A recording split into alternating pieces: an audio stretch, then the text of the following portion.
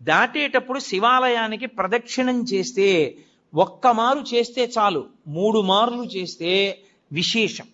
ఎందుకని 3 మాటలు? భగవాన్ రమణ మహర్షి ఎందుకు గిరి ప్రదక్షిణం చెయ్యాలి అన్నదానికి చెప్తుండేవారు. అంటే మీరు ప్రదక్షిణం చెయ్యడానికి కాళ్ళు కదుపుతుంటే మీ పాపములు కాలిపోతాయి. మీరు ఏ కోరికతో అలమటిస్తున్నారో ఆ కోరికలు ఇవ్వబడతాయి. మీరు ఏ కోరిక లేకుండా ప్రదక్షిణం చేస్తుంటే అంటే జన్మ జన్మాంతరములందు చేసిన పాపములు కూడా కాలిపోతాయి. ఆఖరి ఊపిరి దగ్గర పాపపుణ్యములు లేని స్థితి కల్పించి మోక్షం ఇవ్వబడుతుంది. ప్రదక్షిణం, అందుకు శివాలయ ప్రదక్షిణం వచ్చింది. నేను కాదు, స్కాందంలోంచి సాక్షాత్ భగవాన్ రమణులు చెప్తుండేవారు కూర్చోబెట్టి ఎందుకు గిరి ప్రదక్షిణం చెయ్యాలో. కాబట్టి ప్రదక్షిణం 3 మార్లు చేస్తారు. ఎందుకు